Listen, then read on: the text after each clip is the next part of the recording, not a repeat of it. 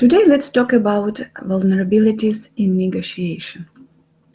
I was inspired to prepare this conversation that we are having from scratch for you, because as we are gaining insights, either as a result of experience of great opening, through which we start seeing world a little bit different, with less immersion, with bigger distance from sense of self, or through reading, acquiring knowledge from someone else whose experience we appreciate, considering the insights.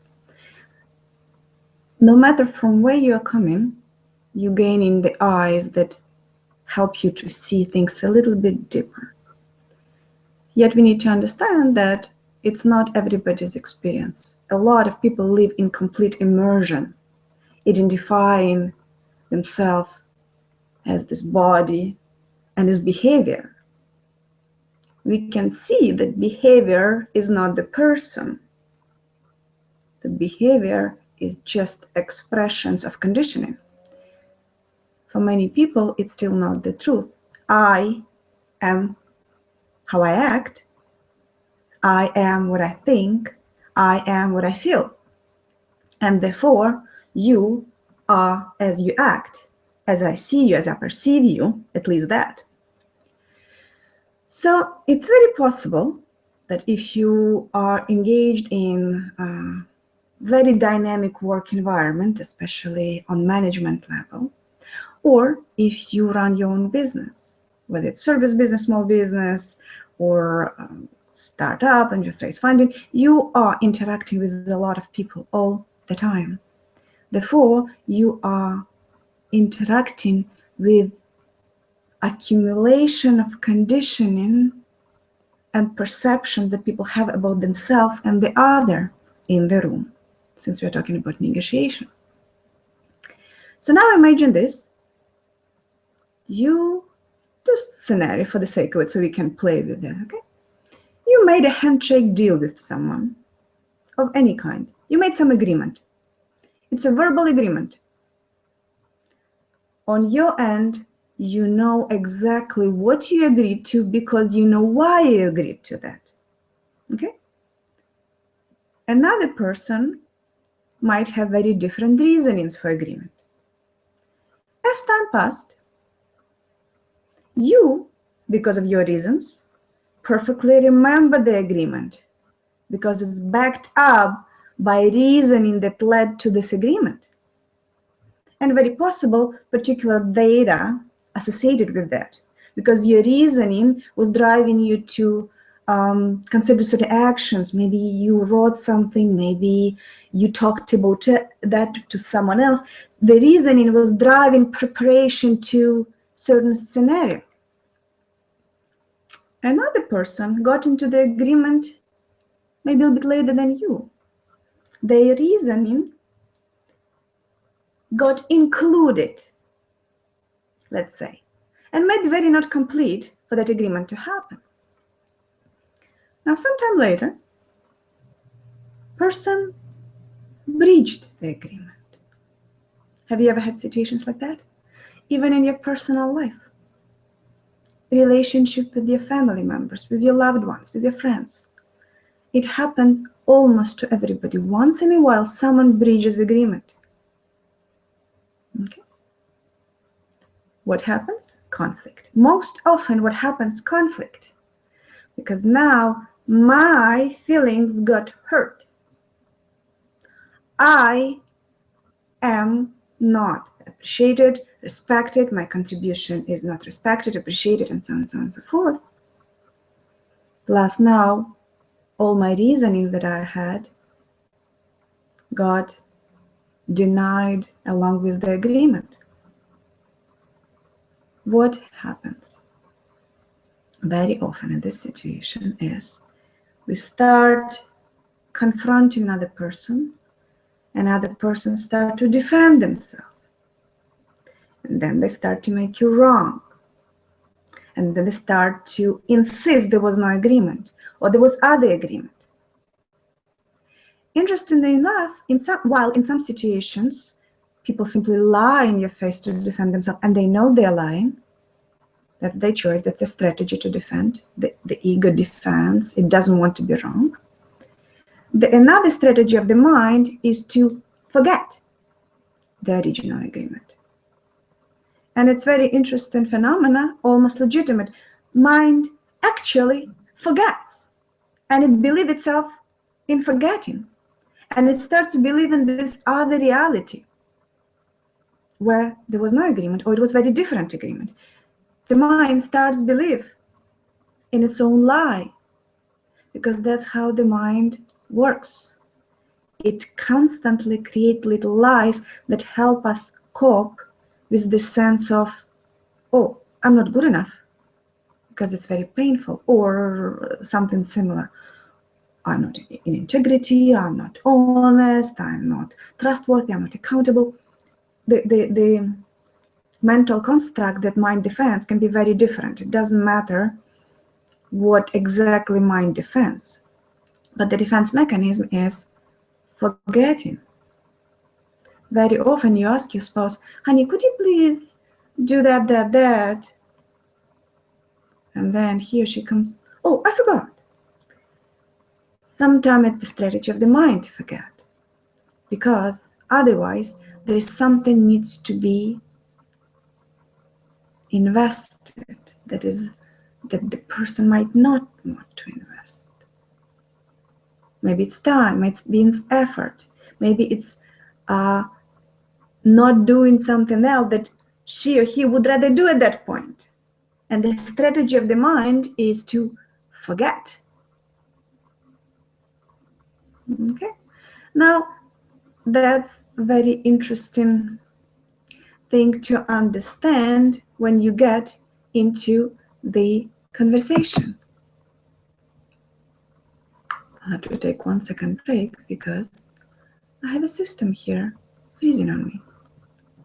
It's sending me some notification that I have to stop, so forgive me, I have to take a moment of just breathe. Just breathe. Maybe I'll cut it out later. But for now, I just simply need to close this particular screen, which I cannot close. Why cannot I close it? Because it's frozen on me.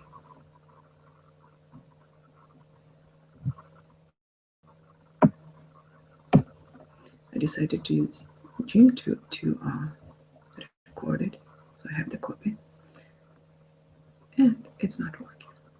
So take a big breath, relax, have a tea.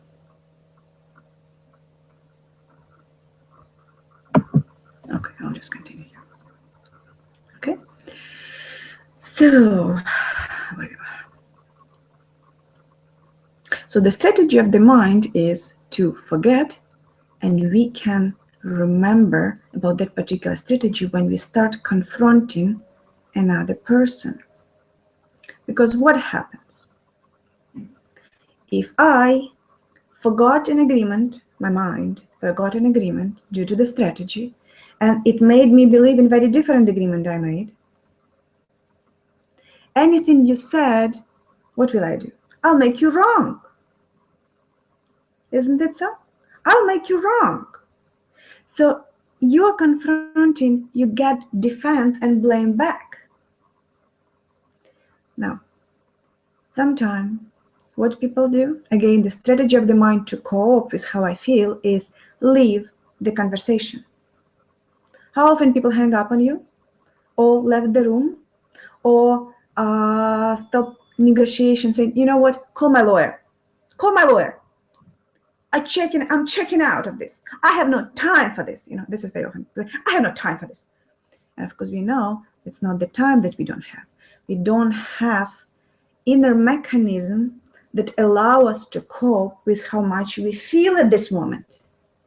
It's not the time they don't have, or you are not right, and it's a legal matter to talk to the lawyer. It's another person in this case, right? Another person's desire to show you they're in control. They're in control. Talk to my lawyer. I'm in control. Talk to my lawyer, right? I'm in control of this. You're telling me I'm not in control. No, I'm in control. And here how I'll show you I'm in control. I'm leaving this room. I have no time for this. Right?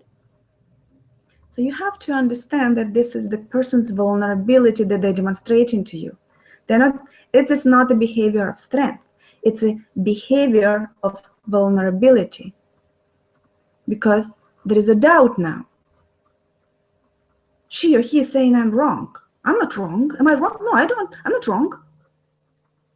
The same mechanism triggered that created the strategy of the mind to forget. Because I can't cope with the idea that I'm doing something wrong. I'm actually choosing to do something that is out of my integrity. I don't want to feel bad. I don't want to feel bad. Do I want to feel bad? No, I don't want to feel bad. Right? And the mind is supporting us so we don't feel bad. That's why when you listen of the stories that people tell after they committed some pretty horrible crimes, for example, and you listen, think, how interesting. The story is quite a legitimate story. I almost can understand that it's a legitimate thing to do. The mind justifies everything. And more intelligent the mind is, more trained it is to think logically, it will create a very reasonable, beautiful story. And it make wrong everybody around and make me right. In my story, I will be right, and my action will be legitimate. You're wrong, and you're wrong, and you're wrong, and you have very different, very wrong perspectives, and definitely you are telling lies, and right? So that's what mind does. The mind that is weak to feel,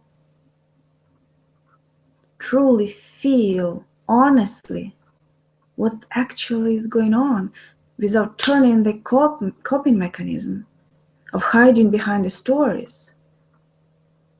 Because that's how the mind checks out. I'll create story where I'm right because feeling that I'm doing right now something wrong and making choice that is out of my integrity, out of my desired code of behavioral conduct.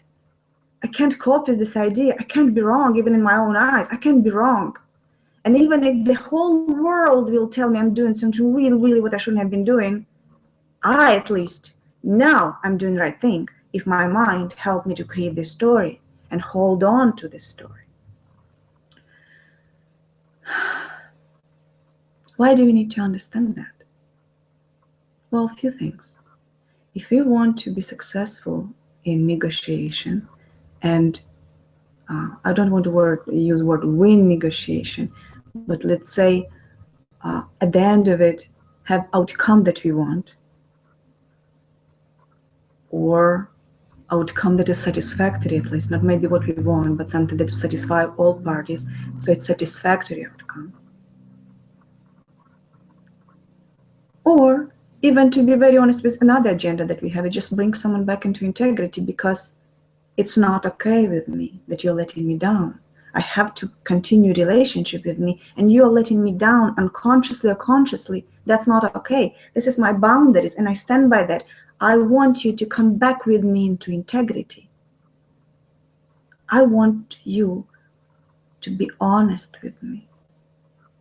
Now, person cannot be honest with you unless they're fully honest with themselves, because then they have at least choice, conscious choice. Oh, I will be honest with this person, I will be not. If they're not honest with themselves, even with desire to be honest with you, they will be honest about this story, which is the coping mechanism.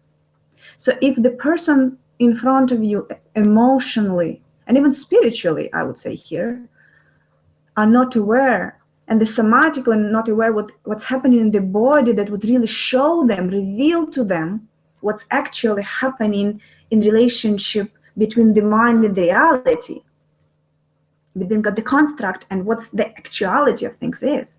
Because very often body suggests us, we can feel when we're incongruent, when we say something, and it almost feels like it's exactly what I know, but there is something here in my solar plexus over here, see the solar plexus, or heart somehow beats, or something is itching and some body is showing us discomfort, like, pay attention, there's something The body, the wisdom of the body is indisputable. This is why I personally love working with the body when I work with people, because body can show us what the mind hides very often, okay?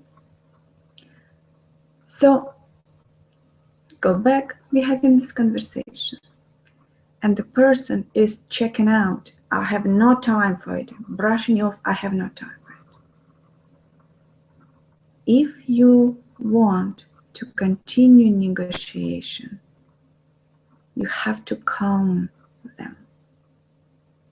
You have different strategies. You can just let them go and continue on their own journey of unconsciousness, unawareness, and completely absence of self-understanding and emotional intelligence. You can just sit down and relax and witness the journey, or even check out of witnessing it. Right? So you can just let it go and not put any efforts in that. If you know that this person, I don't want to continue jointly this journey, they're not ready for that relationship that I would like to have with lovers, friends, partners, business partners, whatever. You can just witness the, oh, that's the level of awareness there. Then sure, let's hang up. We don't need to continue this conversation ever. Or leave the room. We don't need to. I hear you. You are in pain. This is a very compassionate way to approach it. Oh, I see. You're in pain. This is your way to gain control over a situation that you feel you're completely helpless and out of control. Leave the room. Please, I can open the door for you. And wishing you well. This is one approach. Another approach is, if you actually truly care about this relationship, or if you actually care to stand up for yourself in this relationship because you cannot check out of a relationship, maybe it's your family, you can just check out. I mean, temporarily you can. But other than that, they're kind of present in your life. They are there. They are there, and they are as they are. Yet, you can help each other to witness the truth within you. Then stop them. Don't go crazy and get all up emotionally, because that could be impulse that you can watch, and just let it go.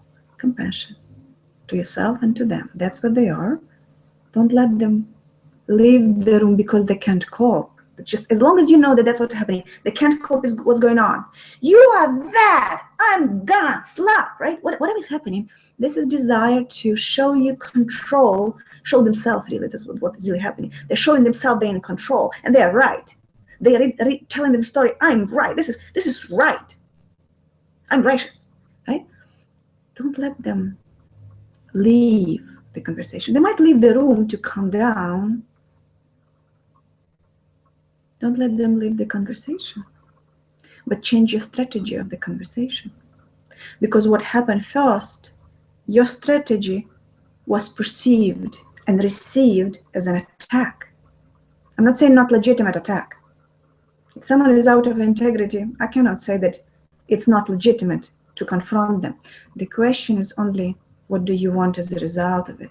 If you want continuity of relationship, if you want continuity of the deal, if you want continuity of any kind, go back into the conversation with different strategy. Come back helping person to feel better in this body right now, considering turmoil that they're going through, the conflict between I want to be a good person because everybody wants to, whatever it means for them, and I'm doing something that is justified because there were reasons why I breached this agreement. I wanted something else and it contradicted with my agreement. And what I wanted, or what I was running away from, so very often what is driven is not just desire to gain something, but desire to not have something, the fear, avoidance of something, right? And that desire or fear can be stronger than the ability to withstand what they agreed to if there is a conflict. So there will be choice, and the choice is not always easy for the person to make. Even if they make choice that is wrong choice, that take them out of integrity, it's not always an easy choice. And that's how the mind creates the coping mechanism, because the choice, it feels like, but I have no choice, that's what I need to choose. And there's a guilt. But very quickly mind say, I'll help you, no guilt. Turn around, another story. Forget it, that was not the agreement. I mean, it's a little bit more complex than that, but let's simplify it for our own understanding and acceptance of it as the reality, whether we like it or not. This is the reality of human coping that we see very often. There's other reality of how we cope, but this is one of them. Very, very, very common. Very common. So what could be your strategy to come back into this conversation? Maybe you need to acknowledge that you understand that the choice was not easy choice and mean it. But first you have to find compassion and understanding within you, which means you need to really, really well understand yourself in general, working on understanding yourself deeper and deeper and deeper, because you can't have compassion unless you understand how your own sufferings and choices and conflicts affect your world. When you understand that, you can pretty much feel compassion to another, because you can understand how difficult for them, how difficult it was to make choices that was so not linear choices for my sense of inner integrity. And even if I make that choice, I cannot feel it, I'm out of integrity. It feels so painful. It feels so painful to me that I have to come up with another story so I can cope with it. Right? I repeat myself so we understand it and we remember it very well. Now, if you acknowledge that you understand how hard the choice was, and you understand that maybe it wasn't that linear, and maybe you're willing to not judge, even though what you presented at first was judgment, legitimate maybe. Now you're willing not to put judgments on person, and you really want to understand. Now your communication strategy must be changed to passive listening. It's very hard to do when your own feelings are hurt. But more awareness you have, more you learn to manage your own feelings, you, as a wise and kind and compassionate person, can make it so that it subsides. Or just cope with that, which is very hard, yes. Cope with your own pain, yet refocus on another being and let them speak up. If you want them to come back with you in integrity, and they're not willing, because when they're willing, there's a process. And I can share with you if you reach out or something, you can work on the process, right? So when a person is willing, step back into integrity with you, there is a process, and probably a number of different processes can be used. But when person is not willing, when they're not willing, but for you it's almost like life and death. I cannot continue being in relationship with this person if they're not willing to get back in integrity. I can't, right? There's this I can't. And it's legitimate, I can't. I cannot say, it's okay if people are not in integrity with you and continue being in integrity, still maintain the relationship. That's not what I'm saying, really not. You want to feel that you're people next to you accountable for their actions and they're reliable and you can trust them. So it doesn't mean that they will not make mistakes of choices, they will. You can be present and help them. So if they're willing to be in integrity, that's the easy part. If they're not willing, that's what we are working with. Person left the room, talk to my lawyer, I don't have time for this, slap the door, hang up, whatever the expression. So they're not willing to go back into the integrity. What happens? Ask questions. Even in general, as a persuasion strategy, questions are super helpful. One question leads to another question, and you reveal the truth, and you look at the data and so on and so forth. And then you lead, through questioning, you lead to a conclusion that you want to accomplish.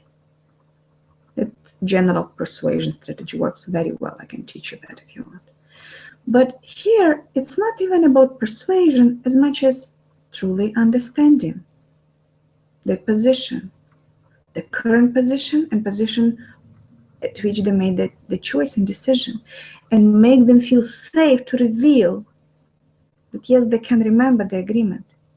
Because if you don't make them feel safe, if your opponent is still in defense, they will never admit the agreement was made. Ever. You will never get it. You will be wrong. You'll be blamed. You will be called names. You will be even sued, maybe in some cases, because that's what emotions do. The anger does that. The desire to defend does it. But if you just allow a person to be open about it, which means you create a space, very compassionate, understanding, willing to accept whatever it is. If this is the atmosphere and the energy that you represent during this conversation, then you will meet more honesty and openness from another person, where they can then have space to admit, because then they don't need to cope with your judgment and try to get strategy around it. Of course, for that, you need to bring them back into conversation. That's if you choose to, if it matters to you. Because as we discussed, there's great possibility that it doesn't. You wanted to make a deal with the person, they behaved it like that, and you say, well, this is like 5-year-old child. I don't think I want to deal with that because this behavior represents the pattern of behaviors that you will be witnessing, the check out of the deal. And it might be the best what you can do in this situation. But if the choice is, well, continue in relationship, person back into conversation, you're listening now. You're asking questions not to prove, because that was before you could do that, to prove. And that's what attack will feel like, that they can be proven that they were wrong. They don't want to be wrong.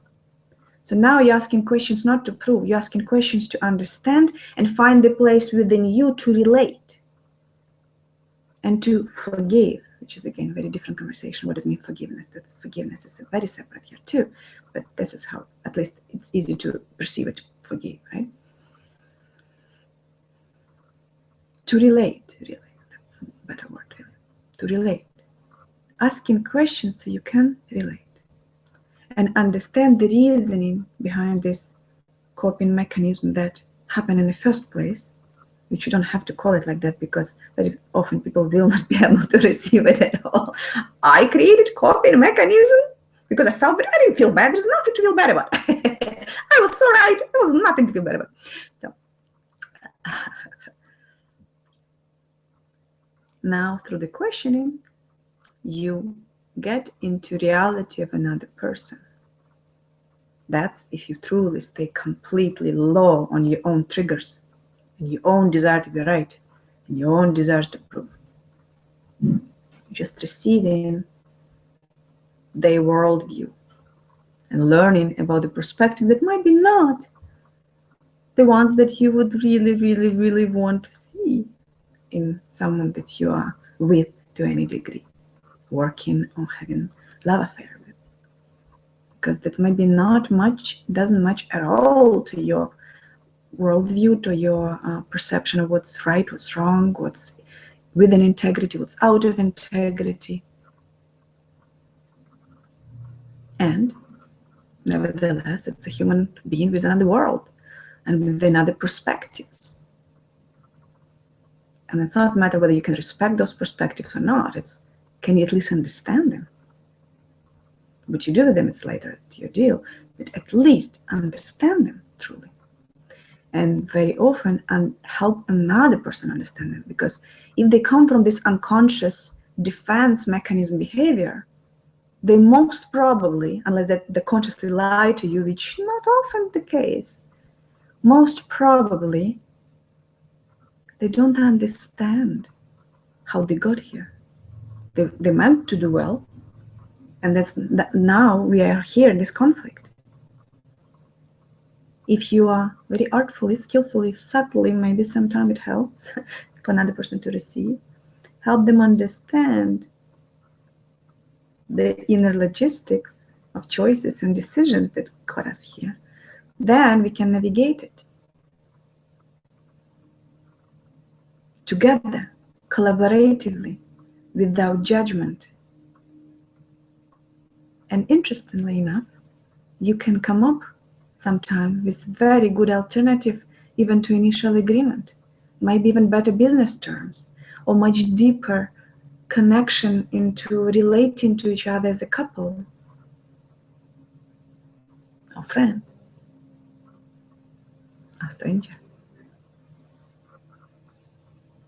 The question is, of course, what would you need to let go of to be able to have this level of negotiation? What do you need to let go? Your desire to be right? Your desire for them to be a villain so you can justify something in your own world? Your desire to have power, control over someone else? Your desire to not feel your own little shadows? Your desire that, or another desire? Or your fears? Your fears that if you let your guards down, then you can be used, maybe.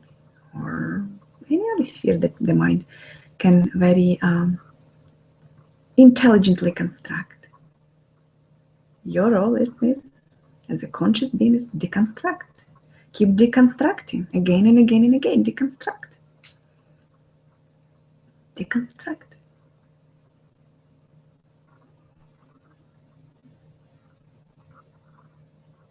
There is a lot to say, of course, about this subject if we have very specific situations. For now, I just leave it at generics, and if you have particular conflict that you struggle with for a while or struggling right now, reach out. I have many ways how you can find me online, through links, through search, Google search, and schedule your absolutely complimentary session with me. I'll be happy to sit down and look at how the awareness of self can help you to navigate this world, this peace, sense of greater, deeper awareness and wiser insights, and relate to people a little bit with more compassion, because compassion is not that easy. We use this word compassion, it's not that easy. So I'll be happy to be a little co-witness on your journey and offer you tools. Okay. So with that, I'm wishing you very, very best and much love. Talk to you soon.